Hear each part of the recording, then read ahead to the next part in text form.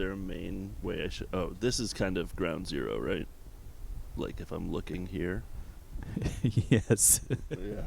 So don't look there as much. Right? I don't know. I'm still. This is yeah.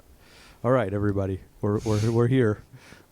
My name is William Burnett, and this is a show called Talk Video. I'm sitting here with Ari Goldman from Manhunter. Howdy.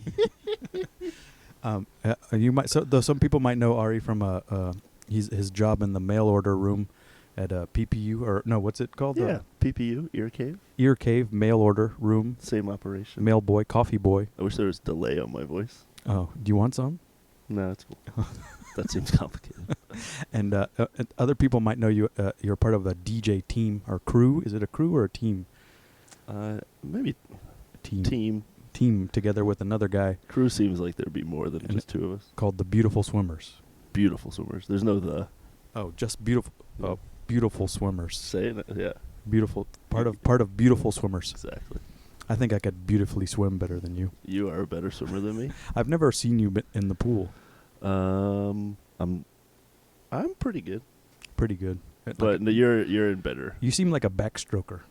That was my second best stroke. Second best, but freestyle. Freestyle was my main distant, mid-range. I would sometimes get disqualified in the locker room. My breaststroke, my kick is a little funky. Oh, asymmetrical. So when I would do the individual medley, I would sometimes get DQ'd in my I bet you would try the one-handed touch. You can't. You got to double touch.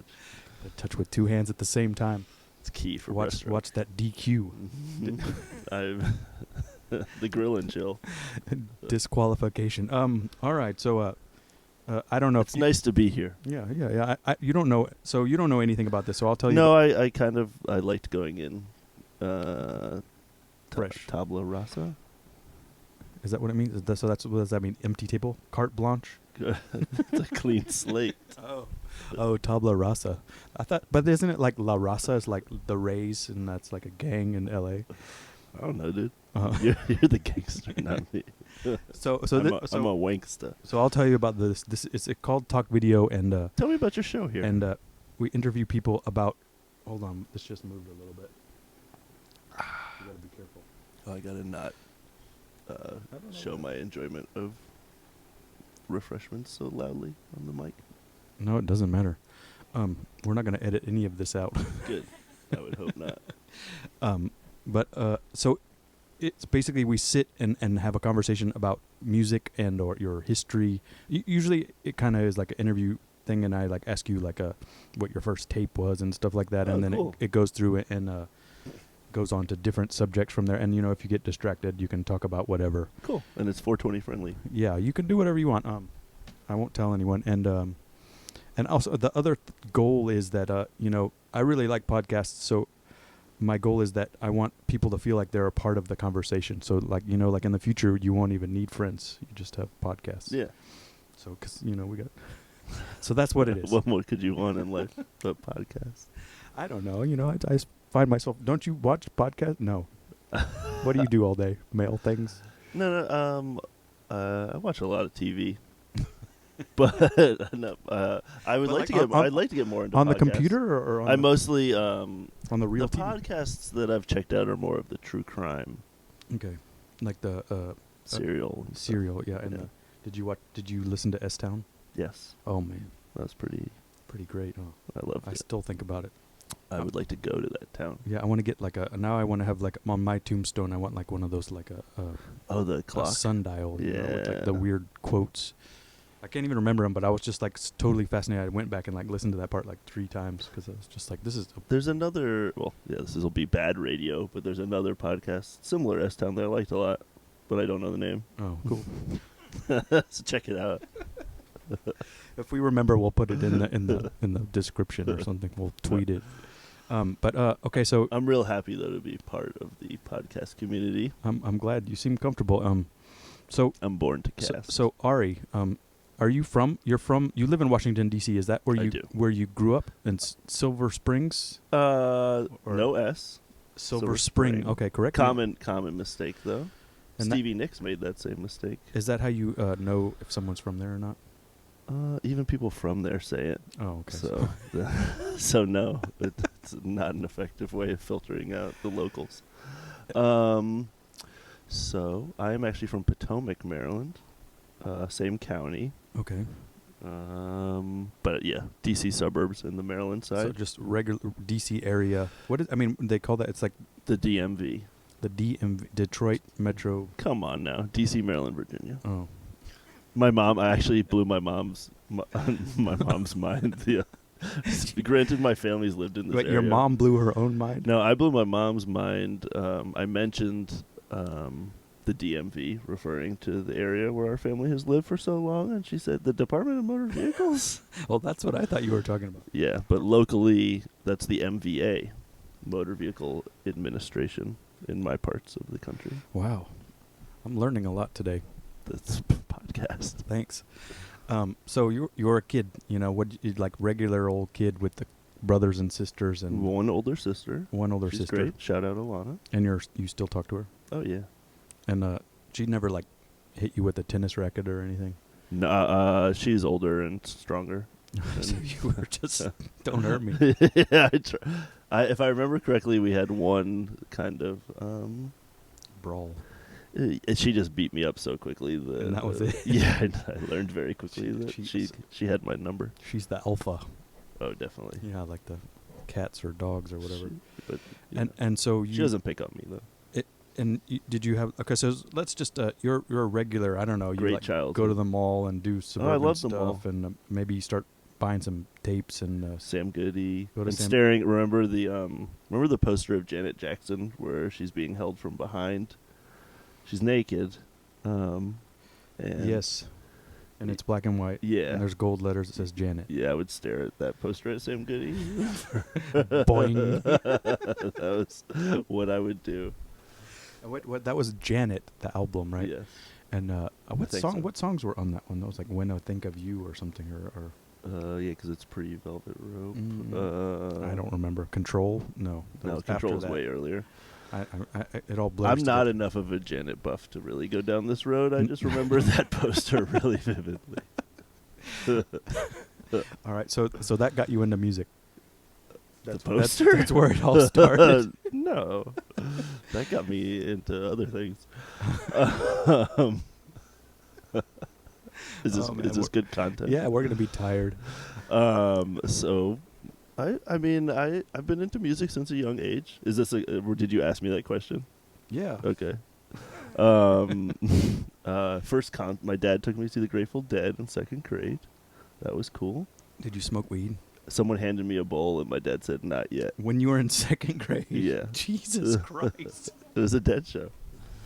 Holy moly. I never forget. My dad said, "Not yet," and then I was eating a bagel with cream cheese that our family brought into the concert, and this guy I remember said, "Hey man, can I have a bite of your bagel?" And my dad said, "Just give it to him." Oh, Steve Miller opened. That was awesome. I was a big Steve Miller fan. That was one of my first bands I got really and into. you're in second grade, so that means you're like 8 years old or something, 7? 7 or 8. Yeah. And this is in DC, RFK Stadium in RF DC. and that's like a daytime show, and you're like on the field, or Yeah, my dad's cousin was a Deadhead and followed them around. He got us some sort of field seats, if I remember correctly. I remember we met him in the parking lot. Looking back, he was probably so faded. what's his name? I think Daniel. Daniel, Uncle Daniel, I think cousin. cousin Daniel. It's been a while. Oh man, and so that's where it all started. Yeah, kind of, I would say. Yeah, I was always into Jam bands, rock and roll. rock and roll. So was Steve Miller was more the interest for you than the. I like them more than the Dead. Yeah, I don't know. I just don't. I've tried every time I ever see a Grateful Dead record. I always try to listen to it. Yeah. Except for the one that any Shakedown Street is the Right. only one anybody I know Yeah, it's a funky tune. ever plays. But I can't ever remember what they sound like. I actually like their albums, but I think they suck at jamming. But I think that's sacrilegious to say. But Yeah. as a really good musician myself, I just, I think they can't play worth a damn. All right. So So you're at school, and then you're like go see the dead, and that, and I don't even know where to go from that. That was How about first music purchases? first music purchases. Or gifts? Did you buy some like a T-shirt at the show or wear it to school? I did have a dead shirt actually. My parents still have that. Actually, I should bust that back out. It's got all the tour dates on the back. And so that you were into music as a kid. Your family was musical. They took you to shows. Yeah. You go to the mall, stare at posters. Yeah. Buy tapes. CDs. Yeah. CDs. But I think I got my first electric guitar in second grade.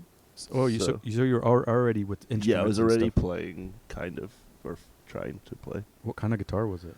Like a a Mexican Strat. Oh, cool. And you had like a little amp, Yeah, I still had a little Yamaha with actually it's really good distortion on that amp. and you just jam out in your room like all day. Yeah, it's funny. I actually recently found like the tabs that I wrote out, but they're just so random. It'll just be like 11, 11, 12, 11, 11, 11, 11, So 12. you just drew some patterns and then try to play it.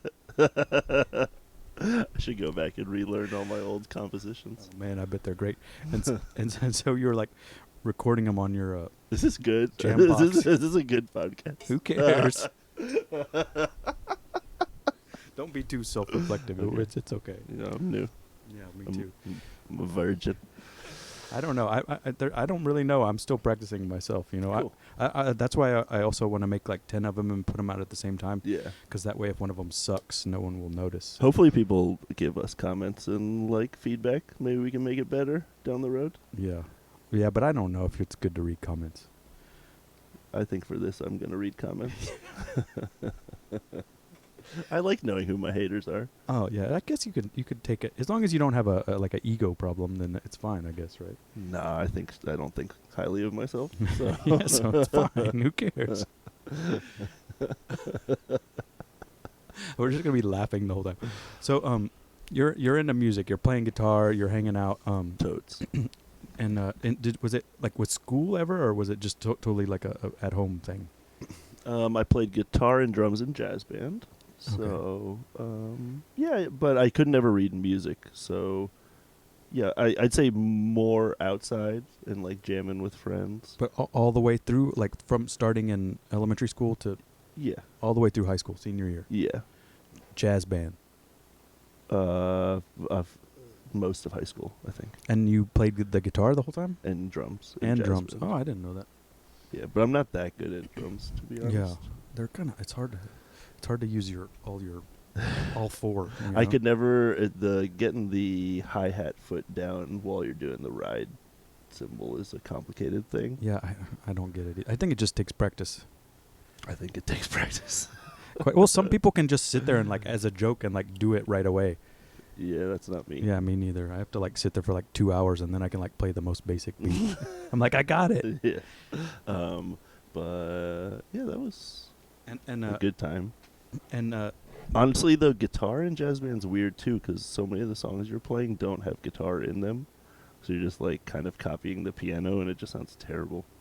It's like very chunky and out of place sounding. Huh. I don't.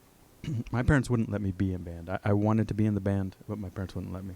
They were like, "We don't want to hear you practicing." They just wanted you swimming. No, yeah, I don't know. I ended up doing swimming just because they also wouldn't let me do football or baseball because it was too political. Right. In Texas. But my sister she got guitar lessons. Maybe she got a guitar and she broke her arm right From after. guitar? And then no. I think she fell off the jungle gym or something. Okay. And then she didn't ever play guitar again. So I took it from her when I was like 13 or 14. Okay. And then I just started playing myself. One of my friends played guitar and I bought a book with the chords in it. But they wouldn't let me like be musical, so They wouldn't let you be you. Yeah, no, I don't know. They let me do whatever I want, pretty much. But that. Were you skating it? Yeah. Okay. I was a skateboarder when I was like a little kid because it was huge. You know, you had like your Christian Hosoi 80s days, and then I quit for a little while, and then at the end of middle school, around 8th grade, I picked it up again, or maybe before that, and then I just did it straight through until now. I just watch podcasts. Yeah. I mean. So you were in the jazz band, and were you skateboarding too? No. No. Okay. I've been always scared of everything. Oh. And were you? But skating looks so cool. But do you? So these days you're a DJ and you're putting out records. Did any of this stuff from this time influence you to this day that you can remember that like sticks out? Did you have like an experience besides this Grateful Dead concert, or like a one? Did you meet somebody? I just remembered we're being filmed and we're not just talking. So yes, definitely. Experience. No, like say Yes. you bought a specific record and you remember like listening to it over and over, How about some highlights? yeah, let's see here. My dad playing me "My Life in the Bush of Ghosts." Okay, You know, the Talking Heads guys. yeah. I don't know how much more detail we need to go in, but that was where I first heard about sampling. My dad was like, "This is called sampling." What samples did they have? They're like a Fairlight in there or something. Yeah, there's like, I don't know, found sound, because there's no like actual vocals by them on it. I think it's all like sampled vocals. Is it? I think so. Oh wait, which one? I don't know. I have to go back and look and listen to it. It's a lot of That's the weird one. yeah. Yeah. Okay. That one was big for me, and my sister took me to. Well, music was just always big. We would like have dancing around the house, kind of fun times growing up to like the Stones and Madonna and stuff. And then my sister's older. She took me to my first like rave or club. I guess it wasn't really a rave. It was at a club here in New York. Oh. And So you drove on up. I took the train to Okay. visit my sister in college. So you were I was 14. 14. She took me to Club Vinyl. Club Vinyl. Okay. Yeah. Yeah. That was in Dumbo. No. It was in Manhattan. Was it? Like, Or maybe they moved to Dumbo for a little. God, I mean, I was really young. Yeah. I was wowed. What year was that? 97 or 97. 90, yeah. And who you saw? I think Sasha and Digweed or something. I think it was like maybe Timmy Regisford was possibly DJing that night, but I'm not positive. So that wasn't. But so when you were going to clubs then, it wasn't even about who was playing. You were just going to the club. Yeah, my sister, I remember, like sat me on top of like a speaker, and I just sat there and watched everybody. And there was like no big deal you getting in, just whatever. You know who let me in? Who? Richie, Love on the Run. Oh yeah. He was the door guy we found out years later. Shout out, Richie. Thank What you. he's like? Oh, this little kid needs to get in here. He needs to learn about disco. Yeah, thanks for doing a bad job, Richie, letting me in. But otherwise, you would have to like just go back to her dorm or something. Yeah. She had an apartment. But yeah. Oh. What else? That was cool. That was like my first time seeing like a club in action.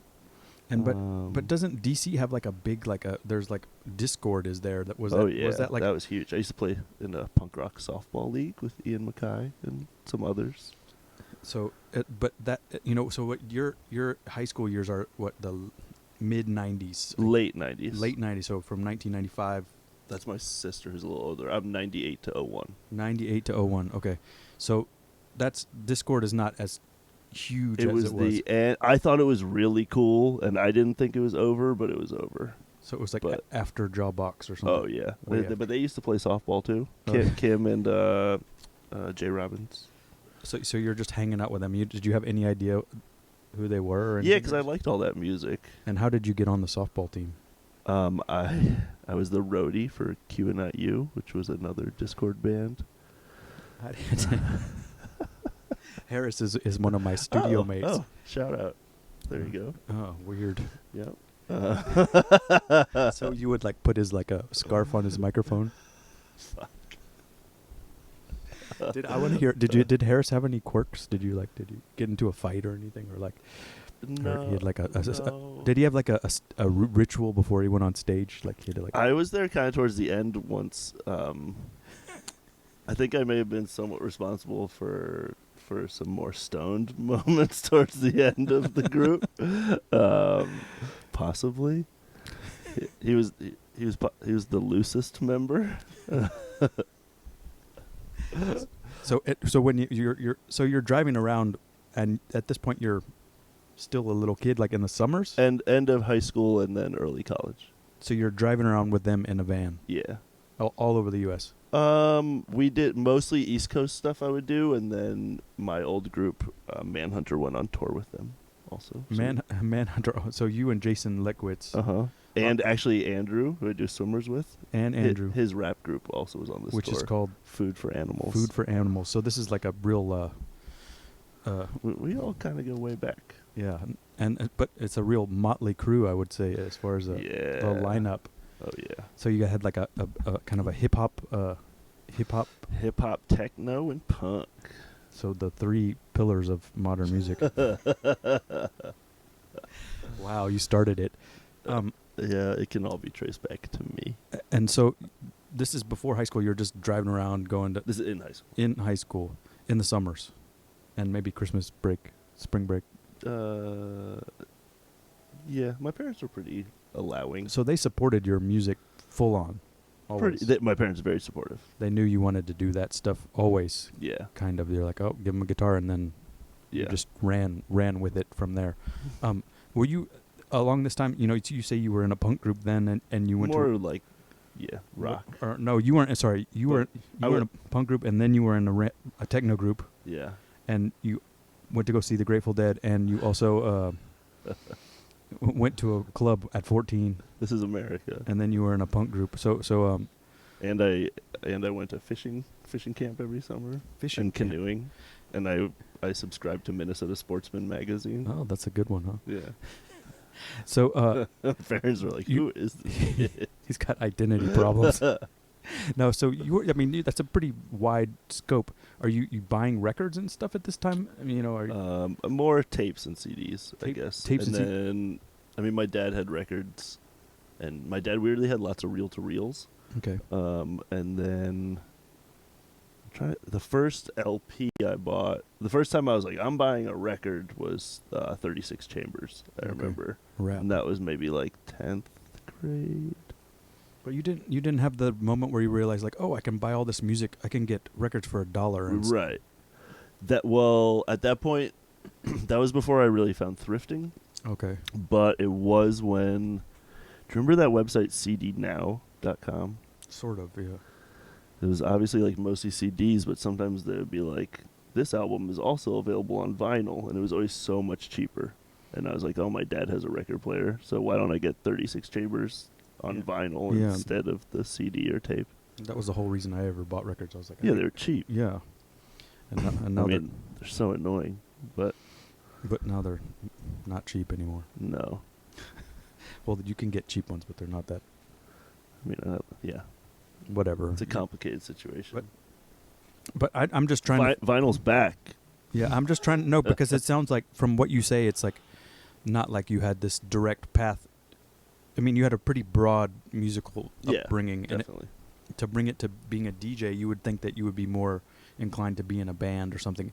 And although you are a producer and you guys put out records, it's not really, I don't see it as a direct path. To me, it doesn't make sense that it went that way. Right. Especially, you had this like, I didn't know Manhunter. So Manhunter started when you were in high school? No, Jason and I were already making music together, but more in the like punk band. No, more like noise and stuff like that, and high school, early college, and then we transitioned kind of to Boom Boom Boom. Yeah. I found a Manhunter record at the thing the other day. Oh yeah. I found one in You've made it. In Estonia. Oh yeah. In the dollar bin. Wow. How did it? I love that. Yeah. Isn't that so sick? I don't know. Sometimes you find your records and you're really bummed, and sometimes you're like, wow. Just the fact that it's that far away. That shitty record I made in the mid 2000s got all the way to Estonia. That someone took a chance on it somewhere, and I was like, oh no, and then it's so awesome. But so I don't know. Let's go back to that. That seems to be a pretty important relationship. For those who don't know, is that we keep talking about Manhunter, and that's a project between Ari and Jason Letkowitz, who's still active to this day. His most recent thing is called it just came out or on Into the Light, or it is coming out. What's that called? I think it's under his actual name. Jason Letkowitz. And then he did like Alan Hurst and Death Commando, Steve Summers. Steve Summers was probably the most well known. Yeah. And now he's playing with Bo and Melvin. Oh yeah, Mutant Beat Dance. As Mutant Beat Dance. He's a member of it. I don't know how we're supposed to say it, but he's there. He's there when they play. And There might be some fine print about exactly how to. It's all good. Much love to that. So you met this guy, Jason Leckwitz, and what? You're in high school? Yes, our bands played together. So you were in different schools. Yes, he was a little bit older, and his band opened up for my band. What was it? What was the name of his band? Phyllis Styles. Phyllis Styles, and your band was called Beta. Beta. Like your sister was Alpha and you were Beta. I guess so. You guys enjoying this out there? Oh yeah, big time, big time. And so you played together, and you We'll played. put some links to all this music on. I'm sure it's all on YouTube. But so you played together at like a show. Like, is this like a house? Phantasmagoria. Sorry, I was speaking to the mic. Phantasmagoria was like a kind of all ages Punk club. punk and goth and industrial, just like a weirdo club. So, but all ages could go there, and you would Yeah. get like just to drink beer out back by the dumpster or whatever. Yeah, or like or was it straight edge time? I was not edge, but there was a lot of edge contingency there. And so Beta and Phyllis, what? I mean, that's a terrible name. Phyllis Styles. Phyllis Styles played together at the. Yes, we. And you were like, who opened for who? His band opened for us, and then they were trying to do a demo, and they needed a new guitar player. So they remembered me, and I actually don't know how they contacted me, but I played guitar on their demo. I was the ringer. So like, whoa, this guy knows some chords. He can switch chords. Dude, I was sick. And then, yeah, we just started hanging then. He was a little older. He would, like, often come Pick you up. pick me up from school. What kind of car did you have? Oh, Nissan? Like a Sentra or something. I'm trying to remember that era. I think it was a Nissan. He later got a Honda, but I think that was the Nissan. Nissan Maxima. I'm trying to remember. It had a good. The CD player was really good. Okay, it's not that important, but I'm just curious to try to set the mood. You know? I had a Dodge Caravan. And when you would come pick you up, it'd just be like you guys. Like, who else was in the band with you guys? So you're still in touch with them, or No, it was a bunch of just rotating cast? delinquents. Oh yeah, and so none of them kind of carried on into the. No, but it was a lot of Jason and I learning about music and showing things to each other and watching Kids in the Hall. And, Going to whose ever house parents weren't home. Exactly. that you summed it up right there. And so how did you decide, like, okay, yeah, now we're gonna get some drum boxes? So as Manhunter was progressing, I think we just kind of were getting a bit tired of like the kind of aimless ambient noise kind of scene, and I remember we got some sequencer type things to use more in an experimental way, and we started finding at our shows that our favorite parts were actually just like the normal parts that weren't so weird. And then we got really into like Aux 88 and Drexcia and stuff like that around that time. Okay. And that kind of all clicked in terms of we did not do a good or effective job of imitating those groups, but they at least influenced us to make, I guess, more rhythmic music. But so then you're just like, okay, we're just gonna. It's less. We don't need as many people, and we just use this gear, and we can do everything. Yeah. And you immediately started trying. You're like, okay, we're gonna make a record. Yeah, it was pretty quick. Because this is already 2000s. Yeah, the So record you're talking about that you found at the thing, I think, came out in 2005. Okay, so this is before that. So, but what I'm saying is that the technology at this point, it was past like 4 tracks and stuff like that. You Yes. had a home computer with a sound card in it. No, but we just You have had to, like, like use we had somebody's. like samplers, and it was all, I guess, hardware. So, but when you went to go record whatever you were going to record, you had to like go to a studio still, or you went to somebody's We just did it like in our apartment. and you recorded it on your dad's reel to reel or something, or I think we recorded on DAT. Jason's dad's ADAT. ADAT recorder. Jason's dad had a hobbyist studio. Ah, that's right. I remember him saying Yeah. that. Yeah. And you just learned how to do it. Yeah. Yeah, just push records Yeah. and turn it on. Yeah. Weird. And Who would have thought? I don't know. I'm just trying. We probably should have booked studio time. No, I'm just curious because the whether or not it's before internet or after internet makes a difference because Oh, definitely. before if you I don't know how to do this, you have to go to the store and ask the old guy how to, or go to the library and check out a book, or I mean, I'm sure you've done it too. I'm sure you've recorded in studios with bands, right? only once. Okay. But it was also someone's but it was pretty professional. It Yeah. was like a Pro Tools setup. But I don't know. It was that was 1997 or 6 or something like that. My high school band, when we recorded our one main CD, Yeah. I remember Maya and Silk the Shaka came out of the studio as we were going in. I don't know who that is. Oh, Maya, the R&B singer, Okay. Silk the Shocker, related to Master P. Oh, I don't know that. I know Maya though. Oh yeah, Ghetto Superstar. Yeah. It's a good one. It is. I know. So, yeah, that was in high school. Yeah, I'm trying to go in a certain direction here. Am I bouncing around too I much? don't know. No, you're not bouncing around. I'm just trying to follow you. Is what it is. And so I'll tone it down. no, don't worry. It's fine. I like the distractions a little bit, but then once I get distracted too far, I'm like, okay, what were we talking about? Pass me the wine. I want a little more. This episode's sponsored by Some Beaujolais. dandelion wine. They give me the neighborhood discount. Sorry. Okay, so you're now. Let's move on. Now you're into the boom boom. Oh, dude. Put the guitar down. You got rid of it. You retired the guitar. You got the machines and the boxes. Me and Paul Lakakis. Was it boom boom boom? Saw that record today. I bet you did. I was so sad because I don't like when it doesn't have the sleeve. Oh yeah, that's a great sleeve. Or but I always. That's one of the better records that you find every day. Yeah. Well, there's also Baby Talk. Yeah, but we're getting more. I'm talking in the middle of nowhere thrift store. Oh. You will still find boom boom boom.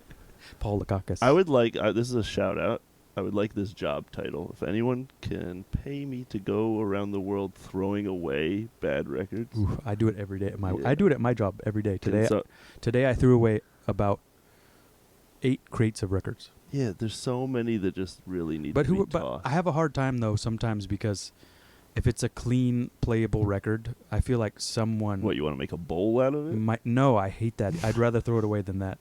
But I feel like someone might enjoy it. And also, too, at the thing, people now, stuff that I would throw away that I think is what people are buying. Barbra Streisand sells more. The Guilty one? Whatever. It doesn't matter. Babs. I'm going to get this for my mom. Dude, Andrew and I were talking about this in a cab last weekend. Babs has, for someone who's so popular, she got a weak voice. It's very thin, and, I mean, it sits in the mix okay, but, does it... I don't understand the love of Babs. You're in the music industry now. Oh yeah. Maybe there's some background. Maybe she's her parents are agents, or you think it was pure talent, or no? I mean, she's chosen. She's chosen, just like me. We got connections. But I mean, the further you get into it, you see how it really works, and you're just I mean, her voice sounds great with Barry on that album. What? I don't remember. What is that? The Guilty album. Oh. Her and Barry Gibb. But it's oh yeah. I think their voice sounds like one voice. I don't think Babs is she's overrated. Babs is overrated. But but did she come from? She was just. I feel like she's she's play Broadway musical. Yeah, that's what she's vibes. That's what I was just gonna say is that she comes from. This thing keeps moving, man. Move it back. Wait, no, this one moved. We're fine. We're good. I think it's your feet. You're hitting the cables with your feet. Oh, sorry. That's what the trick is. No, it's okay. Yeah, I don't get it. That's only a record I would ever listen to with her on it. Yeah. But then she's also in that movie with Chris Christopherson, right? A Star Is Born. Yep. It's a pretty good movie. He's got a great name. Yeah. He's pretty cool too, right? Yeah. He's in the Outlaws, I think if I have kids, I might Well, I guess I need a last Goldman, Goldman, or Gildolf Goldman. I just think it's G cool. G G. Yeah, like You want to have? You like the what is that called? Alliteration. yeah. Uh, Do you know how similar my name is to Gary Oldman? wow, I never thought about that. Maybe people could think that you have like one of those like joke names. Yeah, you just switch the G, Yeah. Wow. carry that G over to the first name. Interesting. So I like to throw away records too. We both spend our days dealing with records pretty much, right? That's crap. But are you going out and scouring the streets for records still, or you're just Like once a week, maybe. once a week you go out and hit the streets and check the new arrivals? Like thrifts, fleas, and stores. Yeah, and it kind of sucks now because everybody goes through everything. Well, at least there's no scanner for records yet. That's Like the Amazon, like Yeah, when you the- see people at the thrift store, like Yeah. scanning the CDs. oof, oof.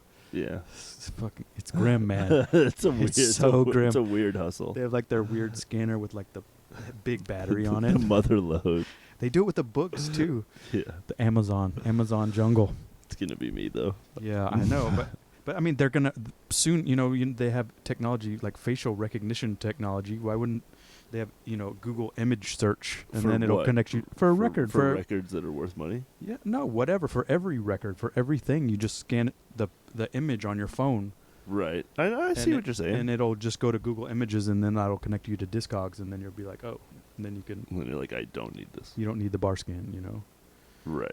Like, now, I mean, for now, I see people, they go in the very corner of the thing with their big pile, and Yeah. they sit there on their phone. And then I come close to them, and they, like, pretend like they're listening to it on YouTube. You're like, they're just No, I'm $2. just like, come on, dude, man. How many you think you're the first? There's still stuff in there, but you have to really be pretty, happy with minimum wage. you Yeah. know? Of course. Because that's what it balances out to. Right. Yeah. It's like the amount of time you're like. And then you got to sell the record too, so it's like, geez. But I mean, but I'm surprised how much some of them are worth. So I mean, if you get a fresh collection, then you can really, you score pretty hard. Oh, definitely. You can get a collection where every record is, $30 to $150. I would say DC is also quite Yeah. overlooked in terms of quality of finds. I mean, do you ever go to like where's Wilmington and places like that? Or Yeah. is that Do little drives. there must be stuff there too, or Baltimore? I don't know. I mean, Baltimore is pretty darn good. I don't go there as much as when I lived there, but it's that was really good for digging. yeah, Pennsylvania's great. yeah. Well, so you go to like Allentown or like Been there. yeah.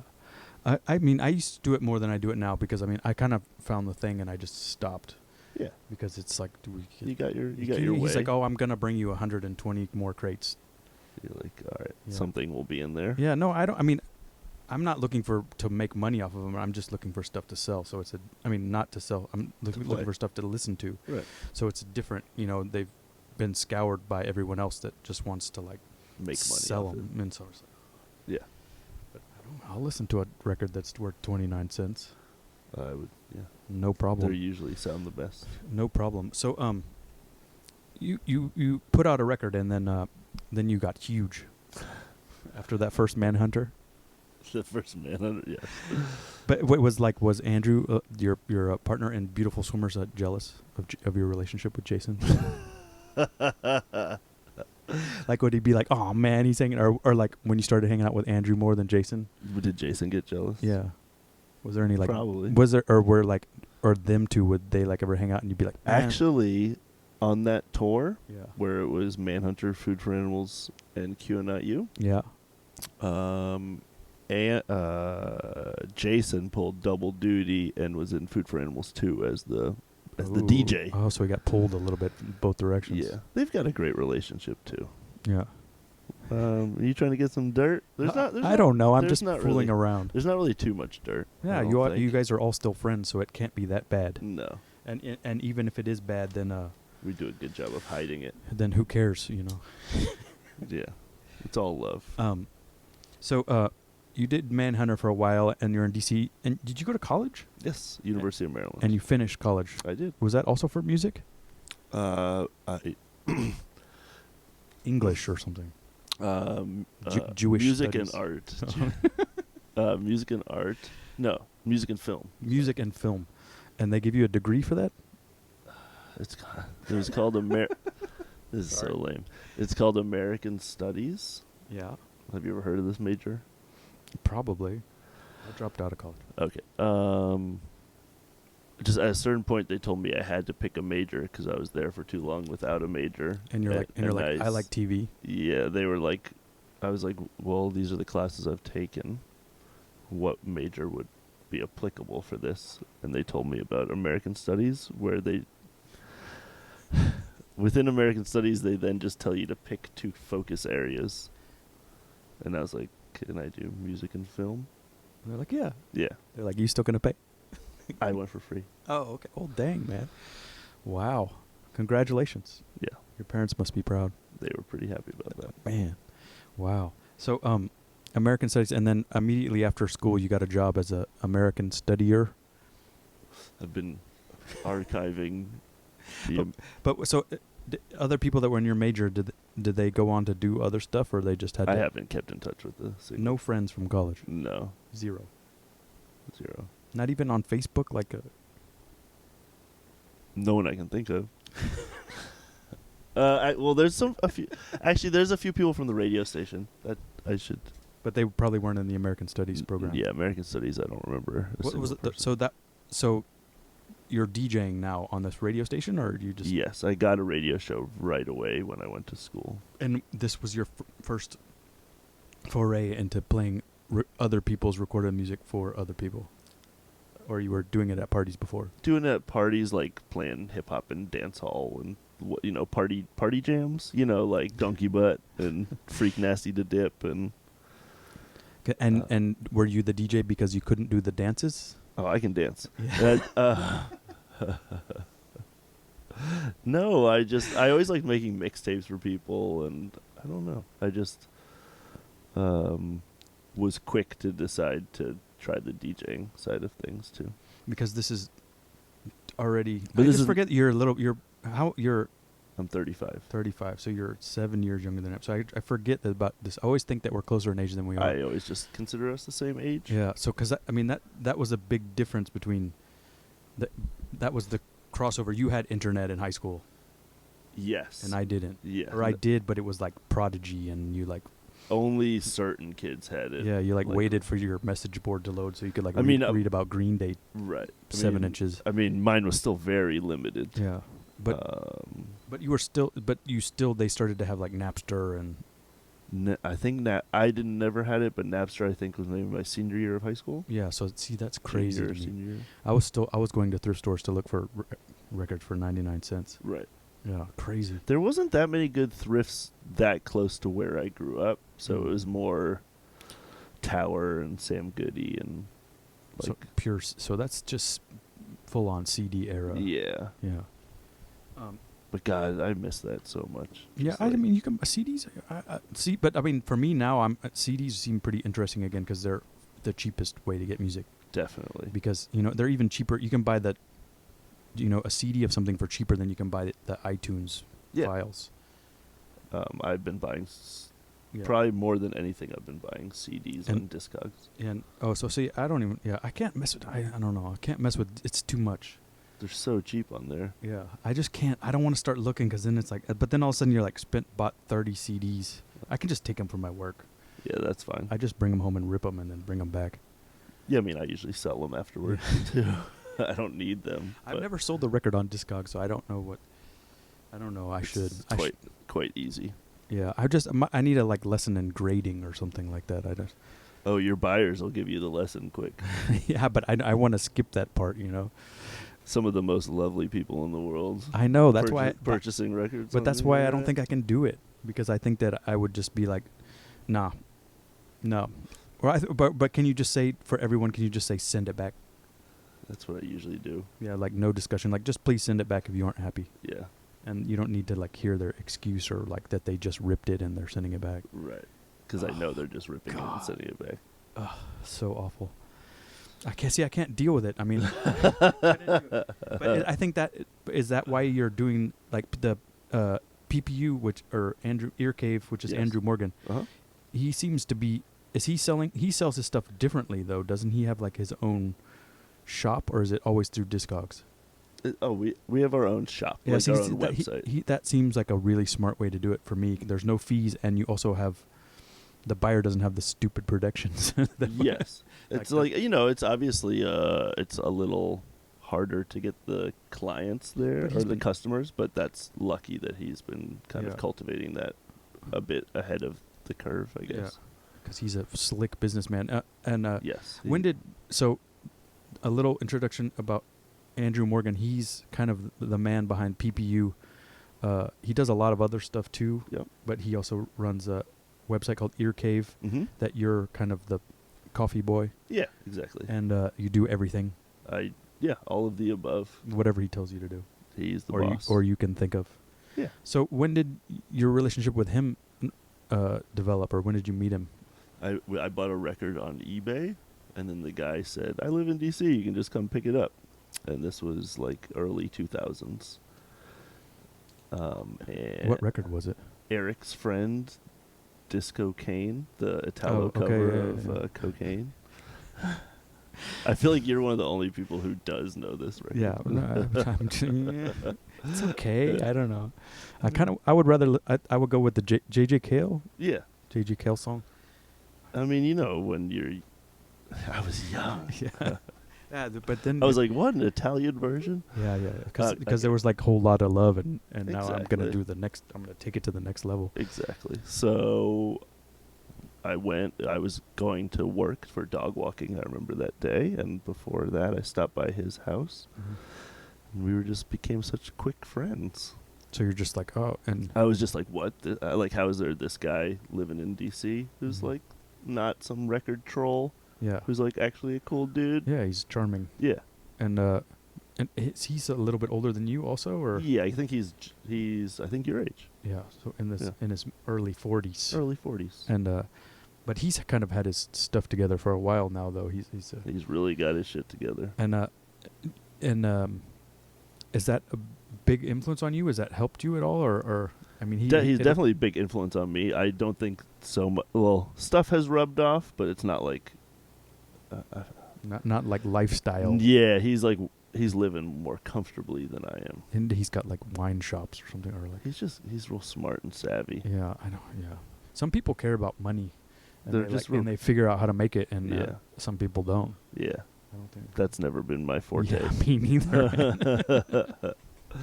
But But he's great, and he's been a guiding force And- throughout everything. Like he's actually the one who got Swimmers Andrew to start Future Times. okay, and that job allows you to.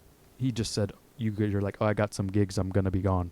Exactly. No super, problem. Super flexible. So that's very supportive. yes. And so, at this moment, that seems to be, well, you started your own label, Wolrd Uh-huh. Building, but Uh-huh. but it seems still your kind of main focus is to travel around with beautiful swimmers. And Yeah.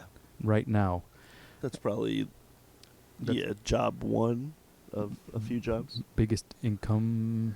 Why we don't need to talk about that, but Yeah, trying to what percentage of your income comes from DJing? the Mueller report. Yeah. I wish. Yeah. You're living.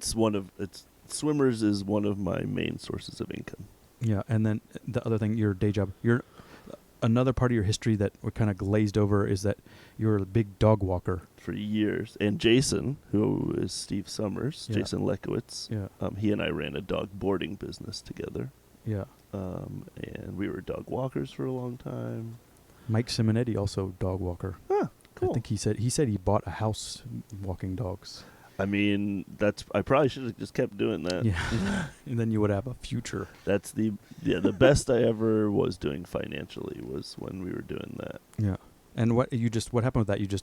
Jason left, and then you kind of fizzled out with it. Or? We were all young and thought we needed to like try something new. Yeah. We all wanted to like move and try the next phase in life, and it didn't really work out too well. Yeah, I know. I have like I had like a business when I was like starting in 6th grade, and me and my friend, we mowed lawns, and he like kept doing it, and now he has like the largest like business, like whatever you call, what is it, landscaping. He like Really? mows the medians for like the city of San Antonio, makes like tons of money. He killed it. Yeah, and I just like was like, oh, I'm gonna go to college. I'm gonna be a lifeguard. Oh my god. But yeah, missed opportunities, you know. But Yeah. you should have just stayed with that. No, I'm just kidding. We both. But you're doing pretty well now though with this whole DJ thing. It brought you here today. You were playing in New York City last night. Yeah. Or in Brooklyn Uh-huh. on a rooftop. Yep. We played a rooftop party at Elsewhere. No rain. The weather was great. And that was beautiful swimmers. Yes. But this is also it takes you all over the world. You've been traveling, you know, what is this, probably since 2012, 13, 14. Even earlier. Yeah. I think the first Europe trip was 2009 or 10. Okay. And that at that point you're going to Berlin and playing at Rio or something, or Tausend Bar. I will say, little shout out to you. Mm. You were one of the most helpful people in those early trips in terms of connecting us with people who could help us out with getting gigs. Thank you. No problem. So going back, the first time I met you, you were touring with Manhunter, and I had just been organizing a bunch of tours with the Bunker guys, and I had Lego Welt on the podcast a couple of them ago, and I started doing that, and I was friends with Ron Morelli, who does Lies now, and he said he wanted to do some tours too, so he made good buddies with Overdose and Ingmar. Yep. And they did a Nova Men tour, and you were the opening act as Manhunter with you. So it was you, Jason, and Ron Morelli, and Ingmar, and Jeroen, and DJ Overdose as Nova Men, and you guys drove around in your minivan. Yeah, my dad's Caravan. And you went to like it was a lot of fun. And that was in the. But you threw the New York party. Did I? Yes, at Tribeca. Oh, Grand. Tribeca Grand. Jeez, I hardly remember. I sort of. I remember I left my backpack at the gig, but it was getting like we had tour leaving the next morning, and I drove back and got it from the Lost and Found at Tribeca Grand, and they had stolen a quarter of mushrooms out of my bag. Oh shit! You can't like tell the manager. No. Well, we probably could have. I knew the manager. We probably could have said. I didn't know that part of the story. I didn't want to bother you. I would have helped, man. I would have got it back for you. Because the manager, for sure, he's a very straight. He wouldn't have done that. Wow. And so you're driving around. Well, it's probably good you didn't have that. Exactly. This is a blessing in disguise. Yeah. So what? That was 2008. Six. The USA AOK tour. So this is George W. This is before Lies, before Lies, before Future Times, before the financial crisis. I think you mean like is that who It really affected us here in the city. Yeah, no, I mean just making a stupid joke. So something Brothers, Lehman Brothers. Lehman Brothers. Yeah. Oh God, that was depressing.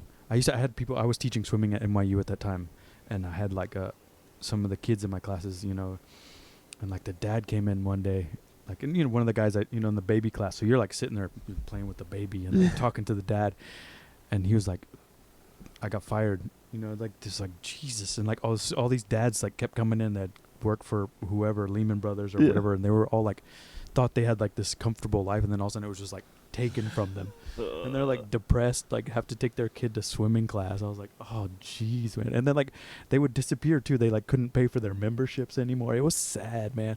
Whoa. I was like, I never really like, I don't understand that world very much, but I really got to, they're people too, as much as we, don't like that side of the world. So it's like, they are people. Yeah.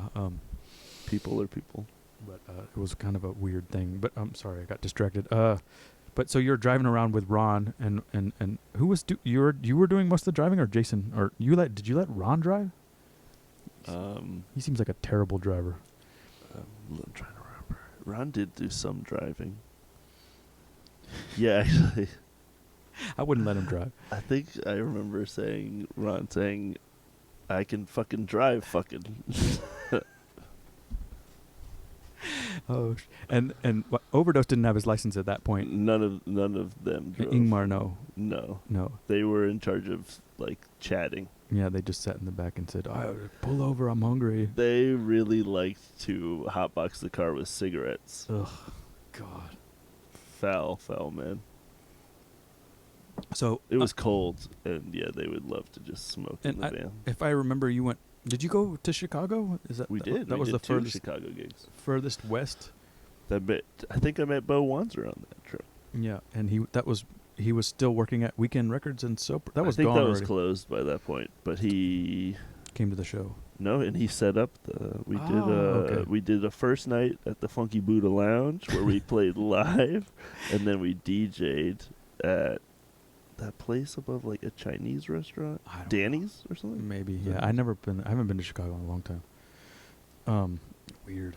But yeah, it was a really fun trip. I mean, there was subpar attendance, I would say, at the majority of these gigs, but this laid the foundation for what we have today.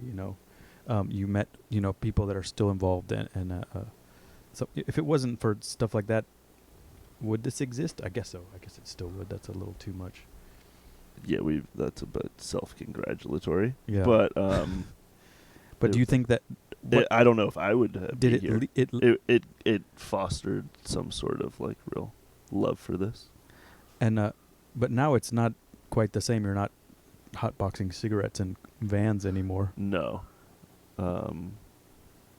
I definitely miss aspects of it. Yeah. There's like, grass is always greener. Like it's not terrible to hop on a plane and go like get a cab driver. Yeah. Like and have everything work out well and be well planned and thought out. But yeah, I miss some of that camaraderie, especially coming from the background of playing in bands. Yeah. And after that tour, did you do many more of those, or you immediately you went on that Europe tour after that? I sort of remember when Beautiful Swimmers. How did Beautiful Swimmers start? That was Andrew and I ended up back in DC around the same time. And Jason went to New York. Jason went to San Francisco first. San Francisco first. Andrew went to Barcelona. I went to Baltimore. Oh, that's right. I met Andrew in Barcelona. Yeah, with like Raul maybe or something. No, he came. I was on tour with Unit 4. Oh, crazy! And he came to the gig, and he was like, just kept following us around. He was just like, okay. He's like, I have nothing to do. This dude speaks English. And, and you just talk to him, and you're like, oh, he's cool. Yeah, and he was like a CBS dork too, or whatever. Exactly. Yeah. So yeah, and that was before. So then, yes, he basically moved back, and we'd always just been like hanging and DJing together, actually, but never made music together. And finally, we each had like no musical projects going on, and I kind of had this idea for Beautiful Swimmers, but I don't really have like concrete like skills in terms of my own music making, kind of. So you got together and you made a record, and that is what started the DJ team. Yeah, essentially. And that was the start of... Was that the first release on Future Times? No, that was the third one. Andrew started right when he moved back from Spain. He started Future Times. With Aaron Letko. With Mike Patillo. No, Mike but Patillo. Andrew did the first release solo, and then I think by the second or third one... What was the first release? It was like a solo Max D 7-inch. Oh, I don't remember seeing it. Kind of like... Slightly like... hip. What did it look like? I don't remember. Like There's colored vinyl and. I never. I remember it was like quite well liked in the kind of UK funky-ish, like I don't know that world too well. Me neither. But weird. Like, and then people in that UK world. But he was also kind of like a PR guy or something. He like knew. Or how did? I mean, we're pretty well connected. Now, Andrew did write a column for Fader for a little while. So he knew where to get it. Yeah. And what was the second release? Jason, Rhythm-Based Lovers. Ah, okay, I remember that one. A real nice kind of romantic, sweet 7-inch. That was also a 7-inch. Yeah. Okay.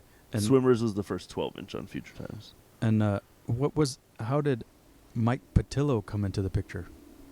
Just like a buddy he was doing Protect You, the group, and I think, I don't know if Andrew was like, I need help. Did he already work at Discord and he had some background? Aaron works at Discord. Yeah, Aaron. But I'm saying, did Aaron already work at Discord at this point? Okay, because I was going to say maybe he brought some skills. No, it's Mike who worked for ran Future Times. Aaron worked at Discord. Oh, I keep getting. Yeah, I'm sorry. It's all good. This part. Everybody always thinks that Future Times is you and Andrew. Exactly. Anyway, so it's. I mean, it's fine. I love being associated with Future Times. It's a great enterprise. Mike Patillo. But Mike Patillo ran Future Times with Andrew for a number of years. And he worked for like a non-profit radio station. Folk festival. Folk festival. And now he works at a recording studio. Oh, geez. Is he doing okay? He's doing great. Yeah, I saw him a couple times. I don't go anywhere anymore. I don't go that many places that are... Then I'm not getting paid. I mean, I really like to hang out at home. Yeah, me too. We'll drink a little more. I won't keep you too much longer. I know you're losing your blood sugar. Oh, that's fine. It's We've got a few more minutes before we go. Yeah, no, I'm just have some dinner. I don't want to take you too far into the whatever pains. Do you want some more? I'll have a little more. We can always do a part 2 on another trip. I think the people really want another episode. No. We have. I'm sure there's more stuff to talk about now. So let's. I'm getting the hang of this.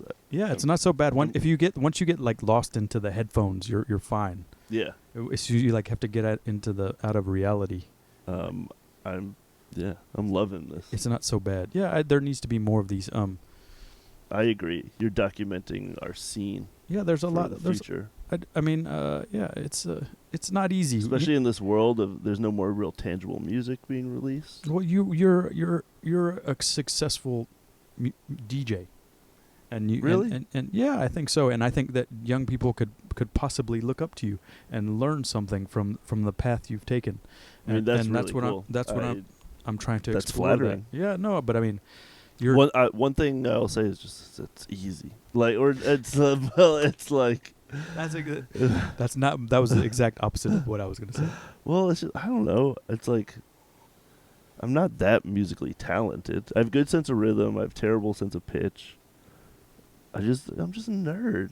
Like I'm a nerd who likes to party, and that's I don't know. If you can find that balance, you can do this. No, but I think it comes to if you read. I read a lot of biographies and watch a lot of interviews with people that I'm interested in, like successful whatever artists or businessmen or scientists or interesting people. And they always, you have this conclusion that seems to be pretty much universal, is that you're supposed to do what you love and you will be successful. Right. But then it seems to like work out for all these successful people, but where are the people that are like doing what they love and they like totally fail? That's gonna happen too, or does it just work? Like 'cause, it seems But why are you saying that I'm doing what I love and it's working? Yeah. I think there's varying degrees though. Well, you probably should save more money. Yeah, like I have no money. Yeah. And I think I'm trying hard to change that, but it's just hard. I don't know. I think you're supposed to save something like 10% or 20% of every check you get. Right. That's the trick. Have you ever done that? When I was touring a lot and I had like the fancy agency and the British one, I was making money. Yeah. I was the most money I ever had. But then I would like switch to another agency and I said, "Oh, I want to be with my friends." Right. Big mistake. Right. But then I don't know. But then also, I was a little bit earlier. Not that much earlier, but then just a little bit like earlier on the agent thing, and that agency I was with was pretty pro, so I got paid a lot. It was because I was like I don't know, it was weird. I don't know what year. Now I look back and it's like 2013 or 14. It seems like it's changed, and there's a lot more people doing it now, a lot more booking agencies, but there's also a lot more clubs But I just got sick of it. I couldn't do it. Yeah. It hurts. It's too hard. I don't Yeah. like traveling that much. I do like to travel, but I feel like the amount of traveling you have to do to make money, like right play 3 to 4 gigs a week, weekend. it makes it not fun anymore. It's Like it'd be cool if you could go to Europe, stay for a week, and maybe play 1 or 2 gigs, and then go home and be able to pay your rent in New York City. But kind of not possible, unless it's such a weird hard balance, and it's I mean the hard part is the travel and the lack of sleep, not the like actually DJing. No, that part is great. Right. It's fun to play records for people. It's always fun. Right. Doesn't matter, even if the gig sucks when you're doing it. It's fine. Time goes by faster than Yeah. any other thing you can be doing. But then you have the usual complaints that we're not supposed to complain about, like the travel and stupid stuff like that. But I mean, what I found was that the balance between I wasn't able to do it the way I wanted to, and make enough money to pay my rent when I got back home. Right. So then I'm gonna try something else. And in order Podcasts. I mean, I started this other business too. Right. Trying some other things. The podcast is That seems to be going pretty well. I don't know how. we were doing okay. Well, I mean, the podcast thing was what happened was that I switched my radio show from Newtown Radio, where I would always do these interviews, because it was like totally private, to the lot. And then the lot, like sometimes you're sitting there and there's like people drinking coffee, and like I think it'd be weird to like have tracks go on like a 2-hour rant about Brian Kasinik while people are like sitting there drinking rosé. So I didn't talk on the mic so much there, and I was missing the interviews. Right. Like I feel like this is a perfect outlet. Yeah, I for feel that. like So people you can do the lot, do more of your music type thing. Yeah, and they're gonna help. I'm not sure what the they're gonna do, but we're gonna show it there. And Francois helped me a lot with the software and the cameras and how to do all this. But I mean, this is great. Yeah. I hope it works out. Imagine how it's gonna be so good when you do Andrew. He's gonna be so funny. I'm not letting him. No, no, he'll. Hopefully, he's not tired. Why would you be? No, tired? I don't know. Where's he tonight? Did he get? But he left. He has to work tomorrow. He's still working. See, that's what I'm saying. It's like he'll have great stories just because he can talk about the kids and shit. But he's still like so a European kid, on the internet, and they see like your Deck Mantle video, you're playing the whatever festival. They don't think that we have day jobs. Yeah, and then you're going back and you're like taping up record boxes. Yep, and he's like cleaning and like waiting for the post guy, and like he's dealing like, with people like there's a mark on my record, and he's buying like Welch's like fruit snacks in bulk. and he's like stocking the snack cabinet at the daycare. Just getting stuff he likes. Like you'll find us both at Costco. But he's more involved in the daycare now. Before he was just working there, and he moved up. Yeah, he wanted. I mean, this will be good for when you have him in. But yeah, he wanted a more just kind of like grounding day job, as one often wants as you get older. And I think he gets a lot of reward out of those kids. Kids, honesty, does something for you. You know? Those kids are pretty honest. All right. What else do you have anything else we should talk about, or do you think that we missed some stuff, or I've had a fantastic time. Yeah, it wasn't painless. No, I want to do this again. That's great news. I can't wait to listen to the other ones. I've had Veronica Vasica, and then I did the second one was Black Merlin. Okay. And we talked about he goes to Papua New Guinea like a lot, like 2 or 3 times a year, and he like I don't know. And they discovered like new species and stuff. It's pretty weird. And then I did Lego Welt, and then Jordan was last week, and then you're now number 5. Hell and then John Barclay is supposed to be tomorrow, and then I gotta line them up. I don't know if you have any suggestions. Let me know. I'd be cool. I'd like to do Andrew Morgan. Would be a good one if you could convince him. I mean, that's gonna be hard to convince. Yeah, I'd have to like bring my mobile setup. Actually, does he ever come to New York? No. Yeah, that's what I thought. I've never heard of him. I also doubt he would want to be on the camera. Yeah. Maybe. He could, but he's a good-looking guy. He's a great-looking guy. We can't. Any suggestions you have? I'm open to it. Any of those? I'm really gonna be thinking. I don't know. I'm not gonna think right Well, yeah, I'm not gonna I don't want to jump the gun. Yeah. All right. Well, you're gonna go have a date now, and go have your nice dinner, Yeah. and have a great time. Thank you. Thank you Thanks so much for having very me. much, Ari Goldman of Beautiful Swimmers. Now go to his website for World Building. Yeah. We didn't talk about World Building. Do you have any? Yeah, We should talk. Let's talk a little bit about World Building. Is a new label you just started this year, 2 years ago. or so. and you're on your third release now. No. I've done 7 releases. Jesus, where have I been? And some clothing. Oh, that's your main income now, huh? I love The clothes. streetwear brand. Exactly. So That's what I would like to transition. That's what John Beal was saying, that he sells. He put out a record. Don't sell any Yep. new T-shirt. Boom.